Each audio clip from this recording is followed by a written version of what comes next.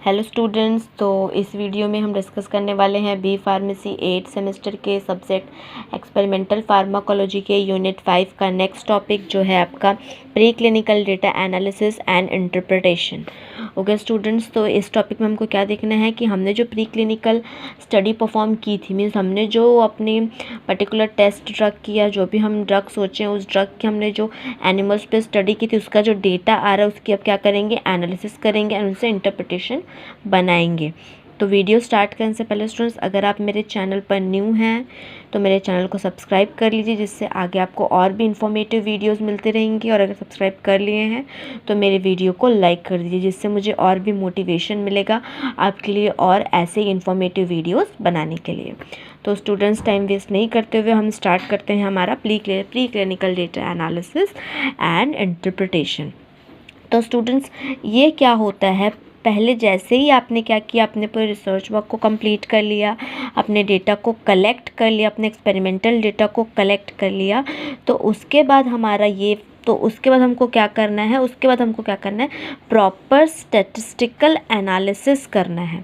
और statistical analysis का मतलब क्या होता है स्टूडेंट? स्टैटिस्टिकल एनालिसिस का मतलब ये होता है कि आपने जो प्री क्लिनिकल स्टडी परफॉर्म किया उसका जो डेटा आया, उस डेटा को आप क्या करेंगे, कलेक्ट करेंगे, उसको अरेंज करेंगे एंड अरेंज करने के बाद क्या करेंगे, स्टैटिस्टिकल एनालिसिस का मतलब क्या होता है, पर्टिकुलर डेटा को आप कलेक्ट करेंगे, उसको अरेंज करेंगे एंड अरेंज करने के बाद उसको आप प्रेजेंट करेंगे ग्राफ के फॉर्म में।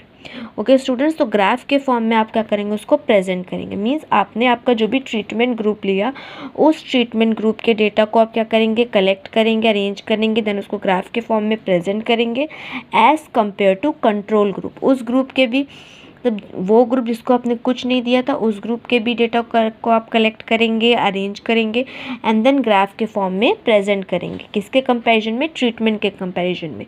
तो जिससे हम बता सकते हैं ग्राफ को देख के कि हमारा ट्रीटमेंट ग्रुप कितना इफेक्ट शो किया as compare to control group में। ओके स्टूडेंट्स, तो उसके लिए हम क्या देखते हैं, उसके लिए हम देखते हैं, ये आपको समझ में आ गया प्री क्लिनिकल डेटा क्या होता है और उसका हम स्टैटिस्टिकल एनालिसिस क्या होता है। देन अब हम आते हैं how to examine raw preclinical data. अब हमको ये देखना है कि रॉ प्री क्लिनिकल जो डेटा है उसको आप कैसे एग्जामिन करोगे।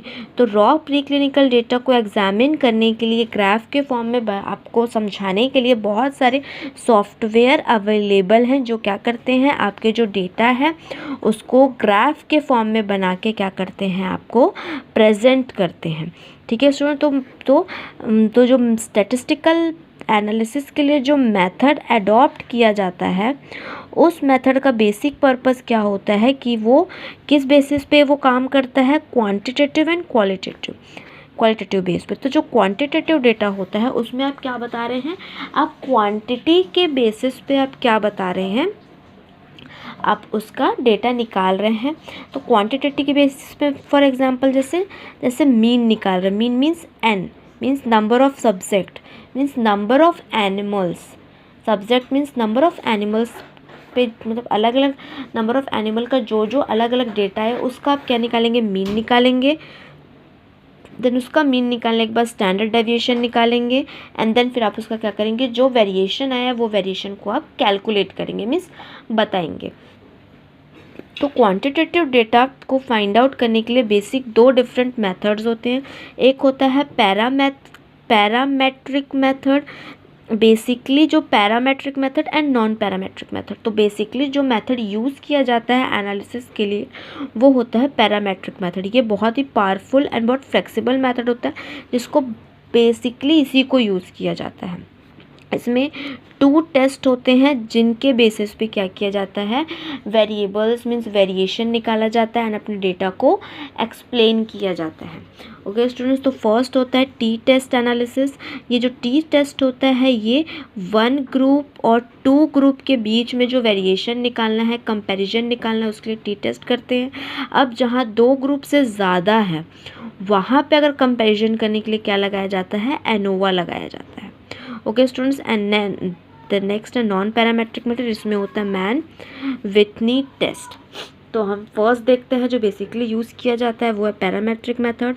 तो पैरामेट्रिक मेथड क्या होता है, ये जो ये जो मेथड होता है ये बेसिकली किस चीज़ पे डिपेंड करता है, ये डिपेंड करता है कि हमारा जो डेटा आया था उस डेटा का क्या मीन निकला था, और उस मीन में मीन्स अलग अलग ग्रुप के, जैसे टेस्ट ग्रुप का अलग मीन निकला था, कंट्रोल ग्रुप का अलग मीन निकला था, उन दोनों के बीच में क्या वेरिएशन आया है, उस वेरिएशन को क्या करना है, हमको ऑब्ज़र्व करना है। जैसे हमारे टेस्ट ग्रुप का एंड कंट्रोल ग्रुप का क्या मीन आया है, उस मीन को क्या करना है, उस मीन के वेरिएशन को, दोनों के में क्या वेरिएशन है, इसको हमको क्या करना है, इस वेरिएशन को ऑब्जर्व करना। और इस वेरिएशन पे ही हम बता सकते हैं कि हमारा टेस्ट ड्रग ज़्यादा इफ़ेक्टिव है as compare to control group.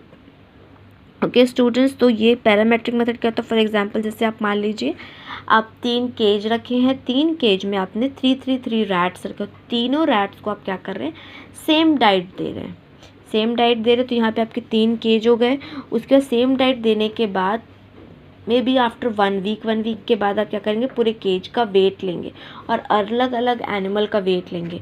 उसका केज 1 में 3 एनिमल्स थे, तीनों का वेट लेंगे, केज 2 में 3 एनिमल्स थे, फिर तीनों का वेट लेंगे, केज 3 में 3 एनिमल्स थे, उन तीनों का वेट लेंगे एंड फर्स्ट ग्रुप का मीन निकालेंगे, सेकेंड ग्रुप का एंड थर्ड ग्रुप का मीन निकालेंगे।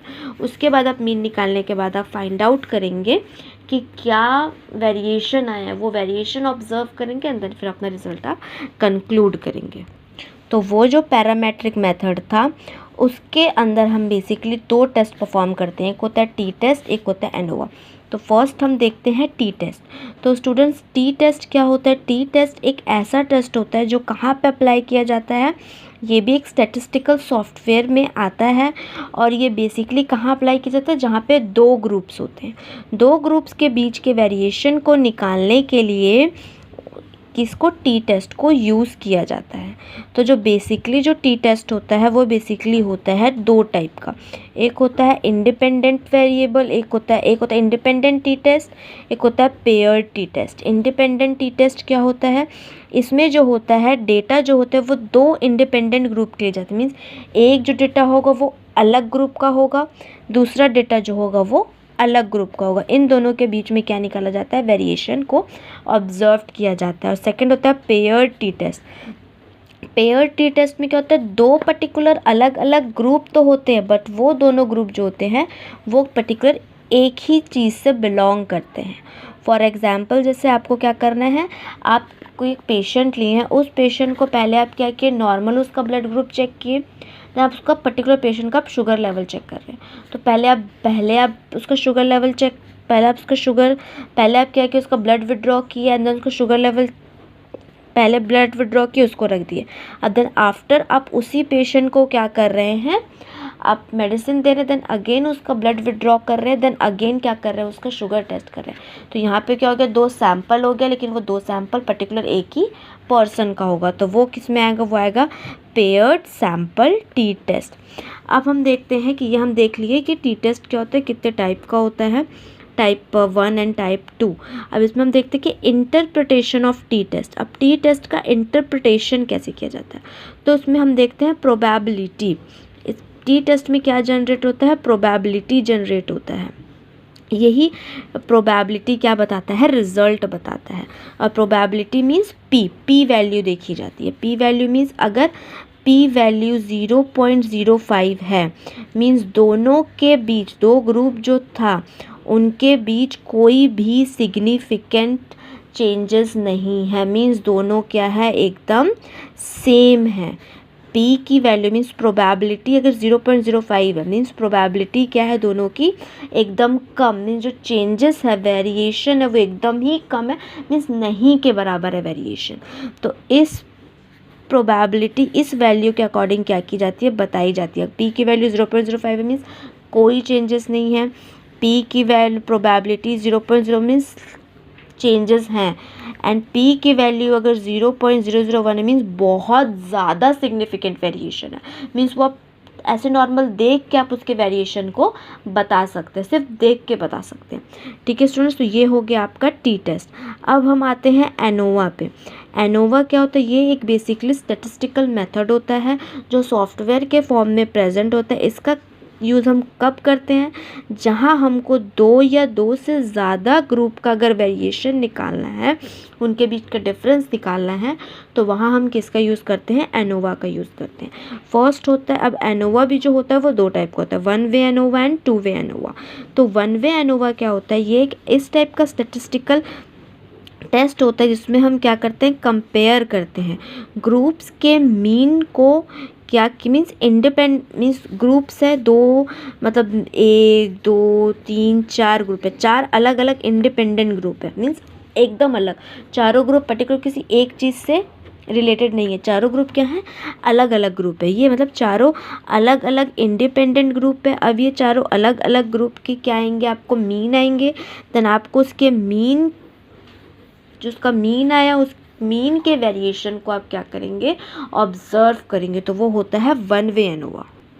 फॉर एग्जाम्पल जैसे आप क्या कर रहे हैं, फॉर एग्जाम्पल हम क्या कर रहे हैं? हम इवेल्युएट कर रहे हैं कि अलग कैफ़ीन के डिफरेंट डोज को हम क्या कर रहे हैं? माइस पे दे रहे हैं, एंड देन फिर उसका हम क्या निकाल रहे हैं? हम उसका लोकोमोटर एक्टिविटी निकाल रहे हैं। तो लोकोमोटर एक्टिविटी निकालने के बाद हमारा जो इंडिपेंडेंट वेरिएबल हो गया वो हो गया डिफरेंट माउस। डिफरेंट माउस को हम क्या करें? डिफरेंट डोज दे रहे हैं। तो ये मतलब ये अलग अलग वेरिएबल हो गया। एंड उसका फिर हम ऑब्जर्व कैसे करेंगे? लोकोमोटर एक्टिविटी पे हम अलग अलग माउस की एक्टिविटी कराएंगे एंड देन उसके वेरिएशन को नोट करेंगे। ये हो गया one way ANOVA. And two way ANOVA. Two way ANOVA क्या होता है? इसमें जो कंपैरिजन होता है, इसमें 2 इंडिपेंडेंट वेरिएबल्स होते हैं। ओके स्टूडेंट, मतलब उसमें वन सिर्फ इंडिपेंडेंट वेरिएबल था, मीन्स वन इंडिपेंडेंट वेरिएबल पहले में कैसे था? वन वे एनोवा में वन इंडिपेंडेंट वेरिएबल कैसे था? उसमें हम अलग अलग डोज अलग अलग रैट्स को दे रहे हैं। वहाँ पे one independent variable means rats हैं, बस हम सबको क्या करें? अलग अलग को अलग अलग डोज दे रहे हैं। वन वेरिएबल हो गया। अब इसमें क्या होगा? 2 वेरिएबल्स होंगे। फॉर सपोज जैसे हम यहाँ पे कैफ़ीन का जो हम डोज दे रहे हैं माइस को, वो हम क्या करें? कैफ़ीन का डोज तो हम अलग अलग माइस को दे रहे हैं, ठीक है, लेकिन इसमें हम क्या कर रहे हैं? अलग अलग माइस को हम अलग अलग, जैसे हमारे 1 2 3 अलग अलग माइस को हम क्या कर रहे हैं? डोज तो दे रहे हैं, लेकिन यहाँ पे हम हर दिन उसके डोज को क्या कर दे रहे हैं? बढ़ा दे रहे हैं। डे 1 में कम दिए थे, डे 2 में थोड़ा ज़्यादा देंगे, डे 3 में थोड़ा ज़्यादा देंगे। तो यहाँ पे 2 वेरिएबल आ गया, मीन्स अलग अलग माउस को अलग अलग डोज का तो दे रहे हैं। ये हो गया फर्स्ट वेरिएबल। सेकेंड वेरिएबल, जैसे डे बढ़ते जा रहा है, डे बढ़ने के साथ हम क्या करें? उसके डोज को भी बढ़ा दे रहे हैं। देन ये हो गया सेकेंड वेरिएबल, जहाँ पे 2 इंडिपेंडेंट वेरिएबल्स आ जाते हैं। उसके बाद जब मीन निकलता है और उस मीन का वेरिएशन निकलता है, तो इस टाइप की एक्टिविटी या इस टाइप के रिसर्च के लिए हम कौन सा मेथड यूज़ करते हैं? हम यूज़ करते हैं टू वे एनोवा। अब टू वे एनोवा निकालने के बाद एक और मेथड होता है एनोवा के अंदर, जो होता है post hoc test. Post hoc test कब निकालते हैं? जब मल्टीपल कंपैरिजन हमको क्या करना है? परफॉर्म करना। मीन्स 1 2 3 ग्रुप नहीं, हमारे पास मल्टीपल ग्रुप्स है, उसके लिए हमको क्या करना है? पोस्ट हॉक टेस्ट निकालना है। इस पोस्ट हॉक टेस्ट के लिए भी हम प्रोबेबिलिटी जो होगी, सिग्निफिकेंट वैल्यू जो होगी P और 0.05, इसी को हम क्या करेंगे?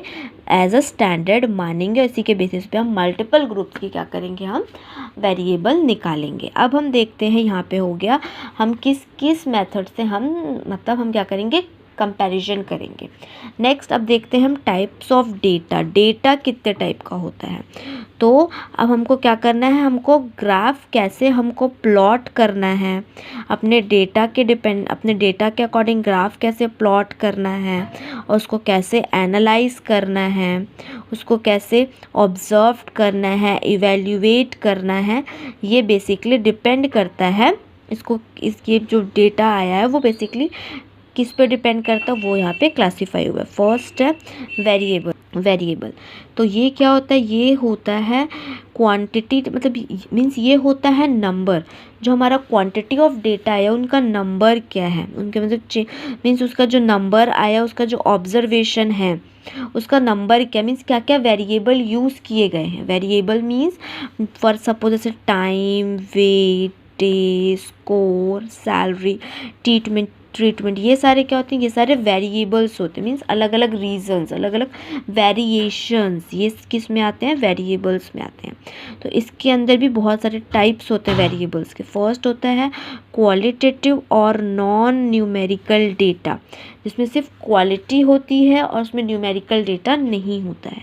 सेकेंड होता है क्वांटिटेटिव और न्यूमेरिकल डेटा, इसमें क्या होता है, क्वांटिटी होती है, qualitative quantity and numerical data होता है। ओके स्टूडेंट्स, तो क्वालिटेटिव डेटा मीन्स क्या होता है, इसमें ये डेटा क्या स्टेट करता है, क्वालिटी, किसी चीज़ की क्वालिटी बताता है। फॉर सपोज जैसे कि जेंडर हो गया, मैरिटल स्टेटस हो गया, ये किस में आएगा, क्वालिटेटिव डेटा। क्वांटिटेटिव डेटा क्या बताता है, आपका नंबर और पर्टिकुलर कोई किसी चीज़ का नंबर बताता है, जैसे कि फॉर सपोज वेट, एज, ये सब क्या बता रहा है, ये बता रहा है आपके नंबर्स को बता रहा है। अब हम देखते हैं, यहाँ पे हमारा हो गया डेटा, टाइप्स ऑफ डेटा भी हो गया। अब हम देखते हैं basic principles of graphic representation. अब हम डेटा कलेक्ट कर लिए, वेरिएबल्स निकाल लिए, कंपैरिजन भी कर लिए। अब क्या बनाना है हमको, उसको रिप्रेजेंट करने के लिए अब हम उसको ग्राफ के फॉर्म में बनाएंगे, जिससे हम क्या करेंगे, उसको सामने वाले को उसको क्या करेंगे, रिप्रेजेंट करेंगे सामने वाले क्या क्या, ऐसा ग्राफ के फॉर्म में। तो उसके लिए ग्राफिकल रिप्रेजेंट करने के लिए बेसिकली दो लाइन जो होती है वो कोऑर्डिनेट करती है। एक वर्टिकल लाइन जिसको बोला जाता है वाई एक्सिस, एक हॉरिजॉन्टल लाइन जिसको बोला जाता है एक्स एक्सिस। इन्हीं एक्स और वाई एक्सिस के बीच में क्या किया जाता है, ग्राफ को परपेंडिकुलर प्लॉट किया जाता है। जो हमारा डेटा है उसको ऐसे ग्राफ के फॉर्म में परपेंडिकुलर प्लॉट करते हैं एंड देन फिर क्या करते हैं, उसको रिप्रेजेंट करते हैं। तो बेसिकली जो होता है ग्राफ को इंटरप्लॉट करने के लिए उसके लिए एक पॉइंट लिया जाता है जिसको बोला जाता है ओ पॉइंट। ये इंटरसेक्टिंग पॉइंट है, जहाँ पे दो लाइन एक दूसरे को इंटरसेक्ट कर रही हैं, उसको ओ लाइन, उसको ओ बोला जाता है। ओके स्टूडेंट्स, तो अब बेसिकली देखते हैं कि ग्राफिकल रिप्रेजेंट जो होता है, रिप्रेजेंटेशन जो होता है वो कितने टाइप का होता है। तो ग्राफिकल रिप्रेजेंट जो होता है बेसिकली दो टाइप का होता है। बेसिकली जो होता है वो चार टाइप का होता है। लाइनर ग्राफ, जिसमें सिर्फ एज अ लाइंस के फॉर्म में ग्राफ रिप्रेजेंट करते हैं, bar graph, pi diagram and flow chart. तो फर्स्ट हम देखते हैं लाइनर ग्राफ। ये लाइनर ग्राफ क्या होता है, इसमें हम क्या करते हैं, सिंपल एक लाइन ड्रॉ करते हैं अपने वेरिएबल्स की, उसमें वैल्यूज़ पुट कर देंगे एंड नीचे वेरिएबल्स होंगे एंड ऊपर हमारे वेरिएबल्स मीन्स अलग अलग number of N, means number of animals and number of क्या है यहाँ पे डेटा, कितने नंबर ऑफ एनिमल्स है, दो, तीन, वन का कितना आया था, वन एनिमल का, दूसरे एनिमल का, थर्ड एनिमल का, फोर्थ एनिमल का, एंड कितने कितने डोज पे कितना कितना डेटा आया। तो उसको हम एज अ लाइन के फॉर्म में क्या करेंगे, रिप्रेजेंट करेंगे, वो होगा लाइनर ग्राफ। उसके बाद सेकंड है बार ग्राफ। बार ग्राफ में कैसे करेंगे, एक लाइन से नहीं, एक ऐसे बार बनाएंगे, लंबे लंबे बार्स के फॉर्म में क्या करेंगे, उसको रिप्रेजेंट करेंगे, कॉलम और बार के फॉर्म में क्या करेंगे, उसको रिप्रेजेंट करेंगे। तो वो होगा क्या, बार ग्राफ। इसमें क्या किया जाता है, सिंपल बार ग्राफ ये होता है, इसमें जनरली डेटा को असेंडिंग और डिसेंडिंग ऑर्डर में क्या किया जाता है, दिखाया जाता है। मीन्स जैसे पर्टिकुलर किसी एनिमल का पर्टिकुलर डोज पे इफेक्ट ज़्यादा है तो उसका बार जो होगा वो बहुत इंक्रीजिंग ऑर्डर में होगा, और किसी का अगर इफेक्ट उसी पे कम है तो उसका क्या होगा, डिसेंडिंग ऑर्डर में होगा। मीन्स असेंडिंग और डिसेंडिंग बार लाइंस के अकॉर्डिंग उस डेटा को रिप्रेजेंट किया जाता है, वो होता है बार ग्राफ। देन होता है पाई ग्राफ। पाई ग्राफ मीन्स ऐसे सर्कल के फॉर्म में, पाई चार्ट के फॉर्म में क्या किया जाता है, डेटा को रिप्रेजेंट किया जाता है। इसमें क्या क्या, ये ऐसा सर्कल बनाएंगे, इसमें ऐसे स्लाइस के फॉर्म में क्या करेंगे, स्लाइस के फॉर्म में उसको डिफरेंस में उसको अलग अलग करेंगे। तो वो होता है हमारा पाई डायग्राम, मीन्स पाई डायग्राम, पाई डायग्राम के फॉर्म में रिप्रेजेंट कर रहे हैं। देन होता है फ्लो चार्ट। इसमें आप क्या करते हैं, इसमें आप क्या करते हैं, इसमें आप नॉर्मली ऐसे फ्लो चार्ट के फॉर्म में आप पर्टिकुलर किसी चीज़ को ऐसे अपने डेटा को एक्सप्लेन कर देते हैं, अपने डेटा को आप रिप्रेजेंट कर देते हैं। तो यहाँ पे आपका कंप्लीट होता है, यहाँ पे आपका क्या कंप्लीट होता है student, pre clinical data analysis and interpretation.